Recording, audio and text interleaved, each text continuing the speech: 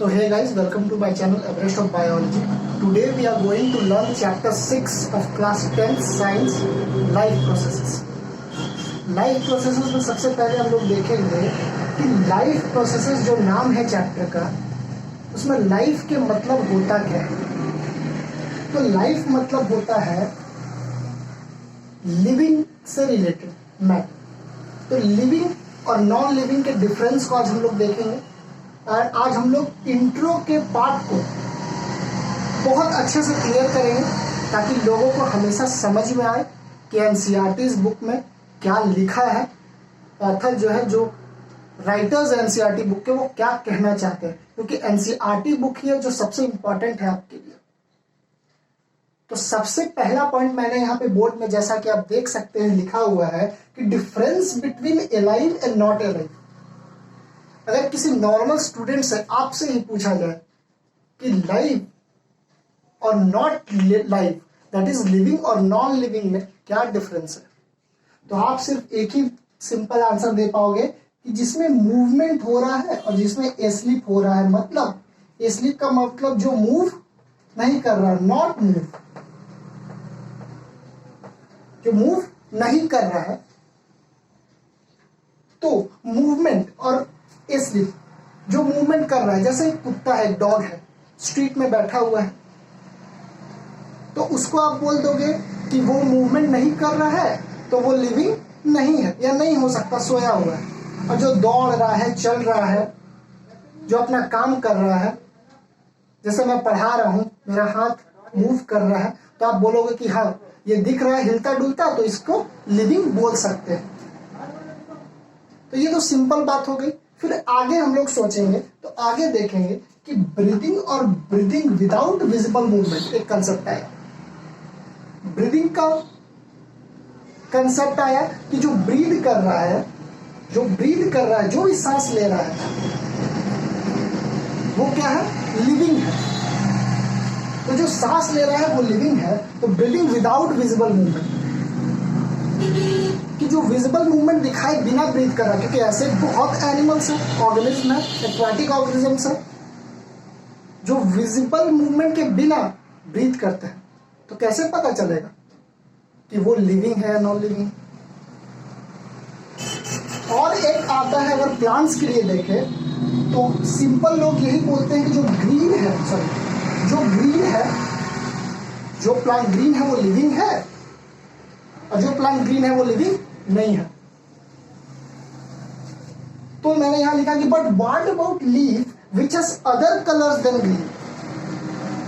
Green के अलावा अगर कोई कलर है तो क्या उसको लिविंग बोलेंगे। तो ये सब कंफ्यूजन थी बायोलॉजिस्ट के लिए। बहुत सारे बायोलॉजिस्ट इस पर रिसर्च किए और अपना अपना ओपिनियन दिए। उसके बाद एट लास्ट जब सारे रिसर्च कंप्लीट हो गए, तब एक क्लियर विजन, एक क्लियर कंसेप्ट निकल के आया कि डिफाइनिंग कैरेक्टर हम किसको बोलेंगे। मतलब ऐसा कौन सा कैरेक्टर है जो हर लिविंग ऑर्गेनिज्म में मिलेगा, और अगर ये कैरेक्टर, ये दोनों कैरेक्टर जो मैंने लिखा है, ये लिविंग ऑर्गेनिज्म में नहीं मिला, तो वो लिविंग नहीं है। फर्स्ट है सेलुलर ऑर्गेनाइजेशन। मतलब सेल का, एक सेल का ऑर्गेनाइजेशन जरूर होना चाहिए उसमें। यहां पर मैंने वायरस की बात नहीं की है, वायरस अलग एक्सेप्शन है जो एक सेल का भी नहीं है। वायरस क्या है, एक सेल का भी नहीं है। ए सेलुलर है, मतलब एक सेल का भी नहीं है। ए मतलब विदाउट और सेलुलर मतलब सेल, तो मतलब एक सेल का भी नहीं है, वो अलग एक्सेप्शन है। मैं किसी और क्लास में उसके बारे में डिस्कस करूंगा। तो यहां पर कहा जा रहा है कि cellular organisation, that is cell से टिश्यू बना है, जिसमें ऑर्गन बना है, ऑर्गन सिस्टम बना है, या सिर्फ सेल ही है। जैसे प्रोकैरियोटिक या सिंपल कोई ऑर्गेनिज्म है, अमीबा, जो सिर्फ सेल है, एक सेल का है, एक सेल का ऑर्गेनिज्म है, तो वो भी है लाइव, लिविंग है उसमें, मतलब वो भी लाइव है, जिंदा है। और अगर सेल ब्रेक कर रहा है अलग अलग कंपोनेंट्स में, क्योंकि सेल का एक लाइफ स्पैन होता है, सेल का एक जीवन होता है, एक लिमिट के बाद सेल को मरना होता है, सेल डेड हो जाता है और एक नया सेल बनता है। तो ये जो प्रोसेस है सेल बनने का, सेल टूटने का, सेल बनने का, सेल टूटने का। जैसे आरबीसी, आपने पहले क्लासों में पढ़ा होगा कि आरबीसी एक सेल है, रेड ब्लड सेल उसको बोलते हैं, वो सिर्फ 120 डेज के लिए जिंदा रहता है, उसका लाइफ स्पेन 120 डेज। तो 120 डेज के बाद एक नया आरबीसी बनता है। तो ये जो प्रोसेस है ये सिर्फ लिविंग में होता है। तो दो ही कैरेक्टर्स है जो लिविंग में हमेशा देखने को मिलेंगे, चाहे कोई भी लिविंग ऑर्गेनिज्म हो, ये दो कैरेक्टर्स उसमें हमेशा देखने को मिलेंगे। That is first number cellular organisation, उसका सेल्स का ऑर्गेनाइजेशन जरूर होगा, या तो सेल का ऑर्गेनाइजेशन होगा या टिश्यू का होगा। सेल के ग्रुप को टिश्यू बोलते हैं। जैसे एक सेल है और बहुत सारे ग्रुप बना दिया और फिर अपना फंक्शन कर रहा है तो उसको टिश्यू बोलेंगे, आप इतना जानिए। और बहुत सारे टिश्यू मिलके ऑर्गन बनाते हैं और बहुत सारे ऑर्गन मिलके ऑर्गन सिस्टम बनाते हैं। जैसे हम लोगों के बॉडी में है हार्ट है, लिवर है, ये सब ऑर्गन है और ये सब मिलके एक ऑर्गन सिस्टम बनाते हैं। जैसे लिवर हो गया, पैंक्रियाज हो गया जो एब्डोमिनल एरिया में है, ये मिलकर डाइजेस्टिव सिस्टम बनाता है। ऐसे ही अलग अलग ऑर्गन्स अलग अलग सिस्टम बनाते हैं। तो ब्रेकिंग डाउन मतलब सेल्स में ब्रेकिंग डाउन या जितना भी केमिकल रिएक्शन हम लोगों के बॉडी में हो रहा है उसको मेटाबॉलिज्म बोलेंगे।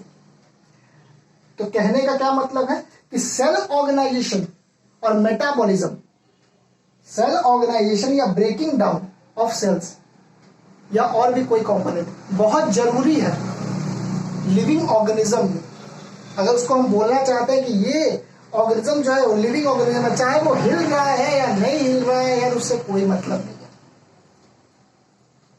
वो पत्थर की तरह पड़ा है लेकिन उसके अंदर सेल का स्ट्रक्चर है, सेलुलर स्ट्रक्चर है और मेटाबॉलिज्म हो रहा है। सबसे इंपॉर्टेंट बात, मेटाबॉलिज्म हो रहा है तो वो लिविंग है।